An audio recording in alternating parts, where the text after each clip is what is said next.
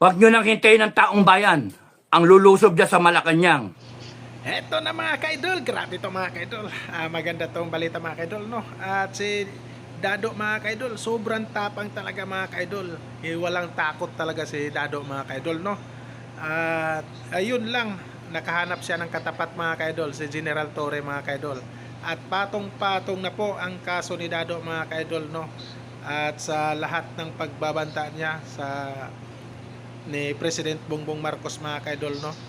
Grabe, patong-patong na. Huwag nyo nang hintayin ng taong bayan ang lulusob dyan sa Malacanang. Huwag nyo nang hintayin ng taong bayan ang magpapadrag test. Magkakalasog-lasog yung presidente na yan. Punta na threat to na the national security, threat to the life of the president. Tarantado! The president is the threat to the future of this country.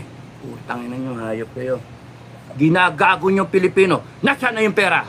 AFP, kung nung pa kayo tumayo, mabebenta ba yung ginto? Mabebenta ba? Kung tumayo kayo, AFP. Matatransfer ba yung 89 billion nung PhilHealth? Ha? Nasaan yung Marley Kapan? 250 billion. Nasaan na? Tapos magagastos ba yung budget? Hindi pa tapos ang taon, ubos na yung budget, wala nang pera. Ano gagawin natin? Tangin na mo. Gago. Ay, ng presidente yan. O tapos magtatapang-tapangan ka ngayon, BBM.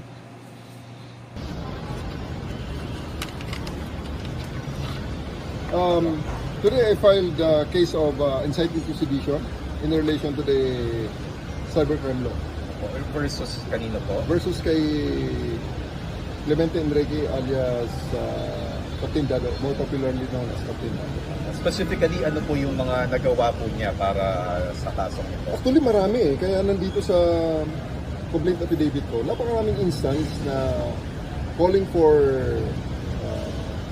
sedition against the government. And even during the time when I was the regional director of Davao, during the Hunt for Kibuloy, siya yung nanawagan na ang lahat ng mga pulis at sundalo ay sumurrender sa local government na naka-unload ang mga baril, naka-point downwards at i-abandona na ang trabahong inuutos ko at ginagawa namin. Inciting to sedition, si Presidente po ba ay binabanggit niya at kasama po dyan sa Kasama nabanggit? sa kanya mga binabanggit at pinabababa at gusto niyang pabagsakin ng gobyerno. So, you know, in a democracy, lahat naman may karapatan na mag-express ng kanilang mga hinaing. That's the beauty of democracy. Pwede kang mag-express na yung opinion. However, there are limitations. It should be made within the bounds of the law. Kaya sa ngayon, ang response natin dyan sa ating mga nakakitang paglabag ay file ang kaso sa DOJ so that they will have their day in court.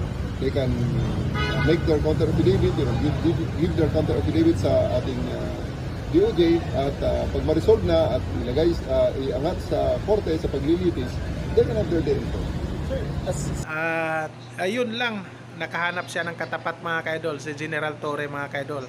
At patong-patong na po ang kaso ni Dado mga kaidol, no? At sa lahat ng pagbabanta niya sa ni President Bongbong Marcos mga kaidol, no? Grabe, patong-patong na po ang kaso ni Dado mga kaidol. At ito, nakahanap po siya ng katapat si General Torre. Yari ka na, Dado. Saan ka kaya matagpuan, Dado? Dado, saan ka matagpuan? No, hinahanap ka na sa batas. Kailangan panagutin mo ang batas. Ha? At yung kayabangan mo, yung katapangan mo, doon mo ipakita, no, kay General Torre. Matapang ka no? Grabe mong pagmumura sa presidente, no? Grabe mga kaidol, ito talaga si Dado mga kaidol, napaka-delikadong tao po ito mga kaidol. Sa bagay, hanggang salita lang po to mga kaidol, pero grabe mga kaidol yung magsalita mga kaidol. Grabe magsalita. Kahit hanggang salita lang siya mga kaidol,